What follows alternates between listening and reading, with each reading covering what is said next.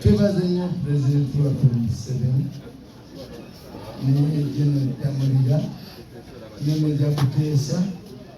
twebaza ne mukadde waffe Madamu Daisy Ssonko kubanga byonna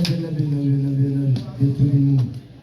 yakola bino byonna okubeera tuuse ku bino byonna byetulimu.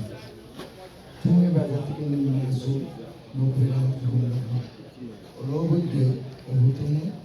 tweyanzidde ekimu kyonna kibalikola wabula abavubuka abaana bonna mbakubiriza banange twesonyiwa emizimbi ebizibu. Salaamu alaikum warahmatullahi wabarakatuh.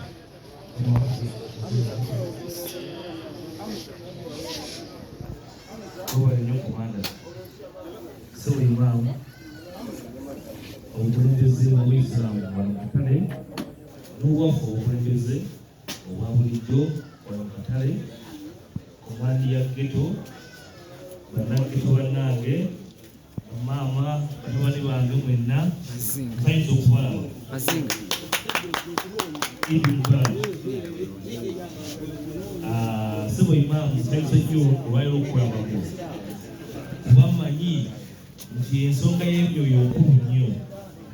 Abavubuka baffe abamu basiibi abalala bajja kusiiba ekisiibo ekigenda okuddako kuba balaba bulijjo bakwatira era mubongeddemu olwo babakuŋŋaanyiza bagenda okusaalira eno ntandikwa mu bulamu bwabwe. Naye ekituweesa olunaku olwaleero era nga emuwulidde nze Mike Segawa actually Dawudi ono yasembayo okundaba nga ndijja naye njagala okumujjukiza nti ndi Mukono ate kati wano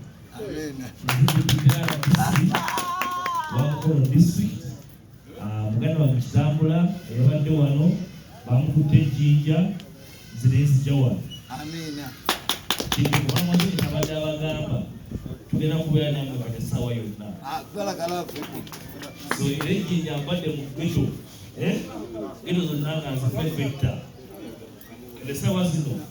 ino z'Emukono zonna muzimbeko nange akabanja